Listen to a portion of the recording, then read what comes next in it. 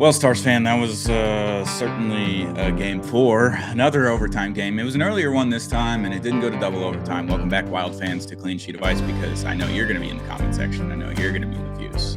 You don't show up after a loss, but you will show up after a win. So welcome back, Stars fans, Wild fans, everybody else that wants to be included. Avalanche fans are getting in my mentions too.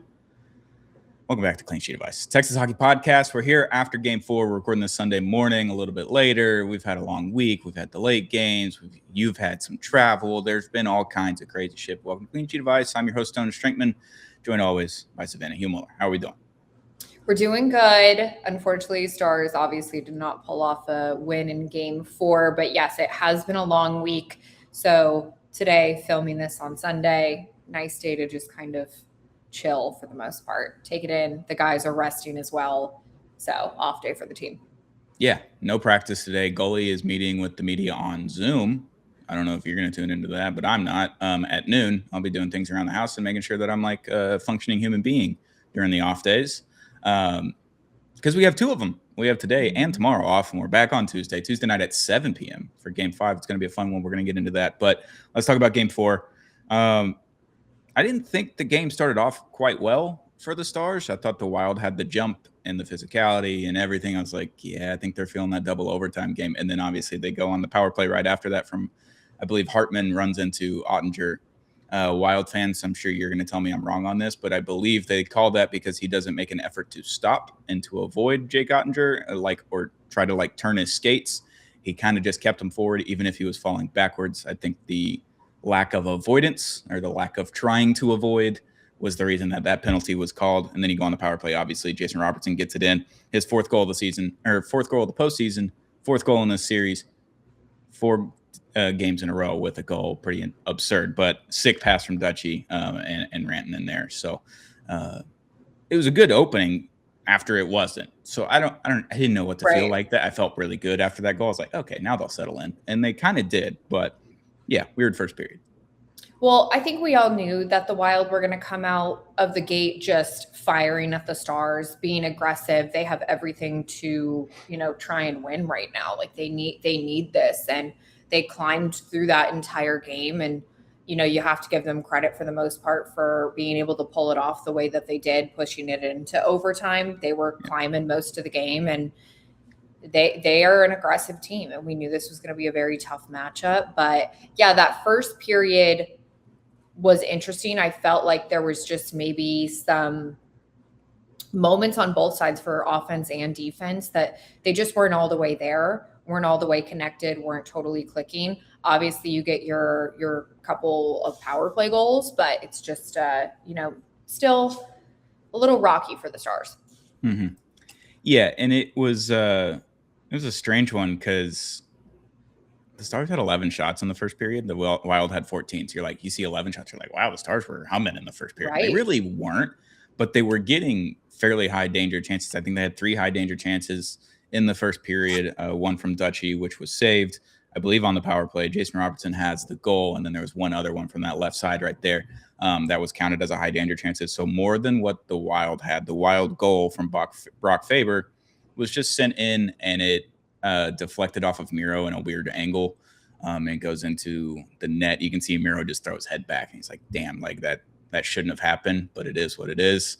Yeah. Can't really do anything about it. And that was just a weird, wonky goal. You create your own puck luck. They got into the zone very quickly on that one and created a little bit of chaos. Brock Faber then trails back into the zone and then sends it in. So you create your own puck luck. I understand that and everything. It's just a weird one, a weird bounce off of Miro. You're tied 1-1 heading into the first intermission. But the refs were all up in this one in the first period, and then they kind of let it go for the most part after that. Only 1 penalty per team in the second period, but 3 on the Stars in the first period. There's a bunch of not great penalties to take. I wouldn't say that they were soft penalties at all. I think they were all pretty much penalties, and you can't really do anything about that. All 4 of them, and all 3 on the Stars, obviously. But that PK was just standing on its head in the first period. I thought that was the story, that the PK has.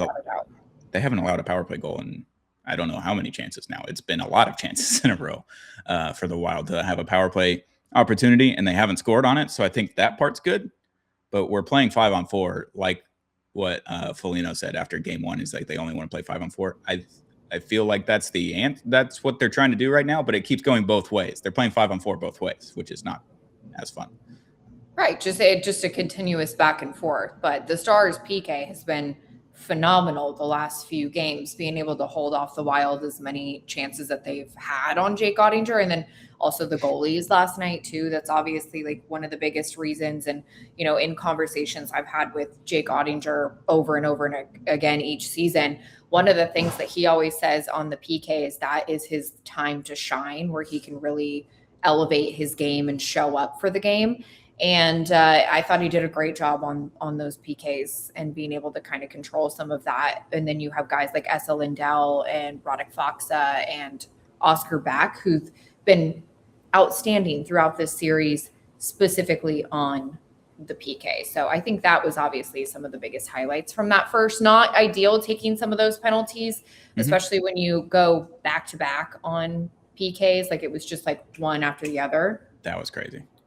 But it's going to happen. And hopefully just in, I would say, game 5, they did a better job at staying out of the box in this game. Like, yes, you have some penalties, but I think it's all going to come down to special teams at the end of the day. Yeah, it wasn't 7 penalties this time. It was only 4, and 3 of them happened in the first period. And you killed off all of them. The first 2 were like a clinic of 4 minutes from the PK. I don't know if they had a real shot on goal or I don't think they had any high danger chances. I don't know if they had a shot on goal on either of those 2 back-to-back power plays there in the middle of the first. Oscar Block, as we're calling him, because he blocked a handful of shots there on the PK. And Otter was phenomenal whenever he did have that chance to make a save. I think later, that late one, that was 2 minutes exactly to the end of the period when they went on the power play. I think that's when the Wild kind of started getting a little bit more pressure. But even then, it was like 1 or 2 cycles. It wasn't a whole lot. The Stars PK was phenomenal in that first period. The second period was the tale of the game, though, because 17 shots on goal to 5. The Stars only score 1 goal, and it happens late. I think there's only 35 seconds left in the period. It's on the power play. Miro Heiskanen's sick goal. But the rest of the period, you have 16 other shots on goal. You had an entire shift where I believe it was 3 minutes and 37 seconds that the Wild defenders were on the ice without a change. I think all of their forwards were on there as well. 3.5 minutes of ozone time where you're mixing in forwards. I think you mixed in 1 defenseman, had a handful of shots on goal, and just Wallstead stood on his head, especially in that second period. 17 shots on goal and did not allow one until like the last shot on goal in that period. 5-on-5 high danger chances were crazy. 5-on-5 play was crazy in the second period, and they couldn't come away with that goal. That's all credit to Wallstead, I think, because the defense wasn't particularly good. Those shots were getting through. The shots were high danger, and the Stars just couldn't get one past them. So hell of a job by Wallstead there to keep them in the game, because if he's not doing that, that game's 4-1, maybe, heading into the third period, and the Stars have all the momentum, and then you have to come all the way back, which they could do. But yeah, Wallstead was phenomenal in that second period. 17 shots to 5. The Stars were just doing everything on defense and on offense, and they could not get a goal until that power play goal with Miro Heiskanen at the end. No, yeah, it was absurd. That entire just second period was a little crazy. And then also you have I believe, was it in that second period, the Nils Lundkvist injury as well? So that was 13-15 into, and yeah, Nils had his whole face chopped up essentially by a skate. Not great. Yep, that was very intense. But yes, on the high danger chances, the Stars have controlled a lot of the high danger chances. Majority of this series. In game 3, it was like 22-15 against Minnesota. I haven't looked up what the stats were from last night's game, but they were Michael really. Dixon tweeted it out. I'll pull it up. Perfect. He's the best. This is why we rely on our buddy Michael. But yes, they did a great job as far as being able to try and execute getting the puck into the net and just really kind of put some pressure on Minnesota's defense and Wallstedt, but they were just able to pull it off. Minnesota's defense and goaltending, that's the story right there. Absolutely. So in this series, 5-on-5, so only 5-on-5, you're taking away 100,000 minutes of power play time for both teams because everyone keeps going in the box. 5-on-5, high danger chances, Dallas 35, Minnesota 28, so 7 more high danger chances. High danger goals, Dallas 1, Minnesota 4, and that is kind of the tail of the tail there, I think. game one, you can kind of throw that one away. The Stars did not come out to play, whatever. But this game specifically, where Foligno and Faber both 5-on-5 goals, I would say that the Foligno one is the high danger one there. The Faber one is not. Yeah, that was kind of the difference, right? Is you can't score 5-on-5 right now, which was a problem last year, but they were also not scoring on the power play against the Oilers, so that was an absolute disaster.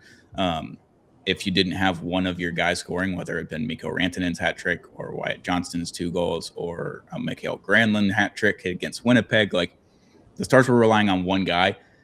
This year, it seems like we're relying on Wyatt and Robo. Right now, I need to see the Bork goal. I need a Bork goal. I need a bottom 6 goal. I'm with just you. To feel I frisky. am with you. Just to feel frisky. I am with you. And that's kind of it. But third period, Minnesota Wild they start out on their toes again. Shots are 8-13 in favor of Minnesota in the third period. You have a kicked goal that comes back. Was that an overtime or third period from Boldy? I can't remember. There was like 2 goals. That was, I believe, a late. That might have been OT. No. That was the third period. Okay. One. Yeah. So you have that one. I think you have one in the second period that got called off as well. Maybe the first. That was more of like a goaltender interference one. Yes. Hartman was.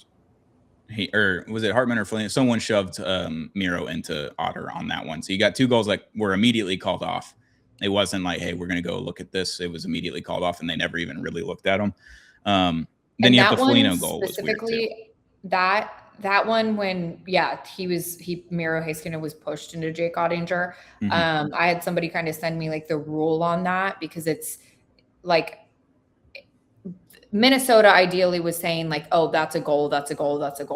Right. That was not a goal. Like per rule, like 69.3, it's like he was pushed into the crease and like there was nothing that they could do about it. Like he wasn't able to defend that. So yeah, it's essentially what it would be the same thing as running into the goalie interference to interfere with a play. Which I saw Stars fans complaining about that in the third period, which to have 3 goals called back in one game would have been fucking absurd and unreal. And then the Wild fans would have lost it. But that Marcus Foligno goal to tie the game 14-40 into the third period, Jake Ottinger comes out of the crease. So at that point, it is kind of fair game. I know Foligno's basically on top of Otter to get that backhand goal into the net. Weird play, just couldn't get it out of the zone and everything. But that was not goaltender interference. Otter comes out of the crease. He's not fair game, but he's more fair game than what he would be in the crease or behind the net. So Stars fans that were complaining about that one, let it go. You can look at it, look at the replay and everything. You can understand what's happening there. But that's a tie game. You couldn't get it out of the zone. The Wild had all the pressure at that point in the third period, and the Stars were kind of playing on their heels. I think they were just trying to flip it up out of the zone. There wasn't a ton of pressure like there was in the second period because they weren't able to capitalize, and the Wild were. And then you go to overtime, and it's chaos after that. Yeah, and I think with the overtimes, this is just, they're out there doing their absolute most just to try to get a goal in, and then even the shots on that one, the Wild controlled it a little bit more than the Stars. They had 11 shots on goal in that overtime, and then the Stars had 9. Mm-hmm. So both teams at the same time, they were going at each other. They were trying to fight for it. But ultimately, Matt Boldy, he's been such a difference maker in this series. I think he's actually been kind of the X factor that I picked initially going into this series against the Wild. Mm-hmm. And in game 3, obviously he had such a fantastic game, but for him to get that goal, it's his 3rd of the postseason in this series. I mean, that was big for Minnesota going into game 5, being able to have the series tied. That overtime period, for anyone that's taking pre-workout, I used to take like C4 when I was 20 because I thought it was cool and take pre-workout and shit. It felt like I took 20 scoops of that in the overtime period because it was shots 9-11 in an overtime where the last time we had overtime, it was 7-2 and 2-7 in those 2 overtimes. Like still some decent shots, but combined, it was the same number as what the Stars had. It felt like they went through that double overtime game and they were very passive. I don't want to make a mistake. I don't want to be the one on the ice when a goal goes in. Right. That, and the other. This one felt like, let's get the absolute shit fuck out of here and go to game 5 and not even care about the results. It's just like, we're going to try our damnedest to score. They're going to try their damnedest to score. And it was just back and forth and absolute chaos. The heart rate was through the roof. Luke was like what is going on in this overtime? And I was like, it's a completely different experience than what we had in game 3 with the double Mhm. OT, because both of them, like, while they both had 7 shots on goal in their respective overtimes in game 3, I wouldn't say it was, like, exhilarating. They were just Right. kinda nice controlled pace or whatever. This one was basically playing 3-on-3 with 5-on-5, 20 minutes. That's what it felt like, is they were just going back and forth, rush versus rush. Chaos. I took 20 scoops of C4 is what it felt like before, but I really only had Captain's Patch. Shout out to Jack for sending that from Minnesota, the Captain's Patch beer. I think he's bringing it. He's going to stay with me. I'm bringing a Minnesota Wild fan into my home this week. It's going to be weird, but Pray for Stone, everyone. I already told him I'm putting anthrax in his bed before he gets here, but he laughed really hard. He had a few beers yesterday. But yeah, like you said, the Boldy goal, he kicked one in the third period, and then he finally gets this tip in. Otter in the overtime period, for everyone that was screaming for Casey DeSmith to start come postseason game 1, where are you now? Because, like, I know he lets in the goal. I know there's 3 goals there. For 43 shots, he let in 3 goals. Like, Wallstead did the same thing, right, on the other end. But, like, Otter's saves in that overtime period Really saved great. their asses for 19 and a half minutes, essentially. He was absolutely unreal. And it just shows why goalie is like, yeah, I never even thought about pulling him in game 1. I didn't think about that. Like, Yeah, and that always Otter. question, people in the media that asked that, like, did you Yeah. think about pulling him? No, that we all knew that they were going to rely on Jake. I think it would have been a different situation if the Stars were down 2-1 going into last night's game. They Yeah. may have been like, all right, let's just try Casey out. Like, it just kind of varies per series and where the Stars are at. But we all knew that Jake Ottinger was going to be the go-to guy, especially keeping the Stars in these wins. He's just a different beast when it comes to the postseason. Superhero saves last night in overtime, honestly. That's all it was. And I just got to say, Wallstead too. He was fantastic. Like, that's the thing, is these 2 goalies have been pretty outstanding for both teams. Like, you can't even argue it because of the amount of shots. Like, even the amount of shots that the Stars were having last night, they finished the game with 45. Mhm. And I mean, just what they did, just incredible. Those were 2 power play goals that he allowed. So Yep. No, it's tough. You could score 5-on-5, and that was really only because of Wallstead. Thought the defense wasn't that great for them, and the Stars had their chances. They just didn't capitalize. We're used to this in the playoffs, and we'll see what happens in game 5. I do want to say hand up on something. I already did this on Twitter publicly. I tweeted out after the Nils Lundkvist. My dog needed to go outside. She was just yelling. She's just not going to the bathroom. I'm sitting in the backyard. I'm watching on my phone. I got the volume up. I'm trying to watch her and make sure she goes to the bathroom. She's not doing it. All right. I'm like, hey, can we go to the bathroom? Game's on. Like, you came out during a commercial and there's been 5 minutes of game time. Maybe do something. And I'm a little distracted, right? And then the Nils Lundkvist play happens. He gets the skate to the face. When I'm looking on my phone in real time, it looks like the stick went backwards and he comes up and he's got this giant gash on his face. I was like, how is that not a high stick penalty with the trip offset 4-on-4? I tweeted that out immediately. A minute later, I see the replay because my dog just decides not to go to the bathroom. So I said, all right, we're going inside. This is it. We have to go back to the TV. I see the replay on the TV. I immediately went hand up. Immediately. This is all it takes, media members. It's like, hey, you see something, you see it one way, you see the replay, you can see it the actual way. I went hand up immediately. Wild fans were all on my ass for it on the original tweet. I quote tweeted it, said, hey, hand up, not a penalty. Missed that. Didn't realize it was a skate, not a penalty. And then I had to reply to several Wild fans and say, hey, already went hand up on this. That's all it takes, media members. Just go hand up. Just apologize. Just say, hey, missed it. That's on me. Hand up. Yeah, that's all it is. All good. It's all good. And speaking of Nils, I tried to kind of just like do some digging and ask to get updates and just see what I can find. We'll probably know a little bit more with Glenn Gulletson today, but I don't think it's as bad as everybody is probably assuming. Yes, he got his face pretty cut, but it'll probably likely be a couple of stitches is the assumption right now. So I guess we're just going to see when we talk to Glenn today and just see if there's any update with him. Yeah, like on the broadcast, obviously it looks terrible when he's taking a skate to the face, but luckily the gash was just like right on the cheek and not like an eye or not a throat. Like, it could have been so much worse than what it was.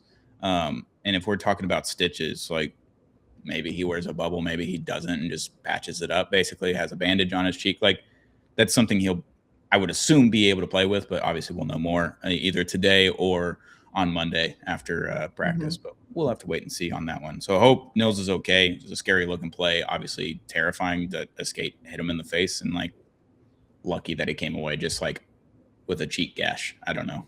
Crazy. Yeah, it's those situations, like, I feel like they're kind of rare in a sense because you don't really get all those big falling motions with the skates coming up to people's faces that often. Like, yeah, every single kind of like play is going to be scary and you think about that type of stuff. But to see that skate run across his face, you know, it's a very rare situation that we don't see too often, but it's scary for sure. Yeah, terrifying. So I just wanted to make sure that everyone on this podcast and all the Wild fans that are tuning in saw that I put the hand up immediately, unlike some other media members up in Minnesota. But Stone took accountability, everyone. It's the year of accountability. Okay. You know, every year is the year of accountability. It's okay to just put a hand up, guys. That's all it is. I don't know if I want to talk about Game 5 today. I might want to collect my thoughts. Okay, we can just wait until we have practice tomorrow and go from there. Yeah, maybe we do a late Monday afternoon recording and put it up first thing Tuesday morning. Who's to say? Who's to say? So, yeah, not a fun one last night. It was a fun one. It was an exhilarating one, really. There was a lot of shots on goal. It was a great hockey game for other people that aren't fans of this team. For fans of this team, it was like the most heart-wrenching and crazy and and attack-inducing game that we've had so far this postseason, even the double overtime game, which is pretty crazy to say. But Stars are in a good position. I feel fine. I feel okay. I just want to make sure I have some more news from goalie about injuries and this, that, and the other, about the Wild injuries as well before we do a little preview about this one. I don't want to take away from the fans' experience as well of us talking about some actual updates as opposed to talking like an hour and a half before goalie meets with the media. And you know what? I will say that the Stars have been here before. They've been in these situations where the series are tied. Mikko Rantanen, I believe he was even talking to media post-game last night and was like, now it's best of 3. Like, we're just going to figure it out. And they have home ice. And they have home ice. So this is good, positive things going into Game 5. It's going to be fine. But I will say, it did feel good having that game end at like 8 something last night because Thursday night, and we recorded on Friday. I don't even remember recording because I was so tired. No, it was maybe 3 or 4 hours after the episode had been tweeted out on my account, which means it was already up for probably an hour at that point on YouTube. And you're like, I don't even remember recording this. That was like a brain stopped working in all capacities. Yeah, and we're going to play off hockey. Well, luckily we have a 7 p.m. game on Tuesday. We will talk about it either Monday or Tuesday after we get some more updates from the Stars. I do want to say hit that subscribe button. We hit the 500 subscriber mark. So this week we will be getting a sweatshirt signed by Colin Blackwell to give away on this podcast. So make sure you're tuning in. Make sure you're hitting the subscribe button, turning on the notification bell, and tuning in to the episodes later this week because the giveaway will happen this week. I'll let you know on social media after we kind of put the episode out and let everybody listen to it and everything. There's going to be a queue in the episode. You're going to have to comment a certain word on our YouTube channel at Clean Sheet of Ice in order to enter that giveaway. So you got to hit the subscribe button. You got to turn on the notification bell so you never miss an episode. That way you can see when we're giving it away, what the code word is basically to enter the giveaway and when it'll be given out. So we're going to get that signed by Colin this week. It's going to be fun. Do another giveaway. Love to hit 1,000 before the end of the playoffs here. If we just keep on moving, that'd be cool. And give away a jersey at the end of it. But I think that's it. Savannah, you got anything else before we get out of here? Nope. I'll probably hop on the Glenn call just to see what's going on. Yeah. And then go from there. But that's about it. We'll be at practice this week, all the things. And that's it. That'll do it. I'm ready to not think about that game anymore. I think that's where I'm at. Everyone go enjoy your day, you know? Yeah, after the tornado last night, it's nice and sunny today and tomorrow. Oh, it kept me up. That was bad. Yeah, I did wake up around midnight. I think I woke up and then I completely slept through the worst part of it, which is really funny. It's just like I was out. Clocked out. Wake up this morning. House is cool. No trees have fallen. It's fine. Everything's good. It's going to be okay. Yeah. Welcome to tornado season. We're in April. All right. Well, yeah, Stars lose. OT is a tough one. They couldn't get out of the zone, but 2-3. Head and go. Game 5, 7 p.m. A real start time for Game 5. It's going to be wonderful. It was always Stars in 6. So happy. It's never not been Stars in 6 since before this series started, but that'll do it. For Clean Sheet Advice, make sure you hit that subscribe button on our YouTube channel at Clean Sheet Advice. We hit 500 subs, so we'll be doing that giveaway this week with Colin Blackwell signed sweatshirt, 99 sweatshirt, by the way. That's our playoff jersey of choice. Hit that subscribe button wherever you get audio podcasts like Apple, Spotify, where we also have video on Spotify. Hit the subscribe button there. Follow us on social media at Clean Sheet Advice. Follow Savannah. She'll get you updated on all the things today, tomorrow, all week, basically, because I'm really bad at tweeting all of the things when I'm actually there. But Savannah isn't, so she'll do that. And follow her on Twitter.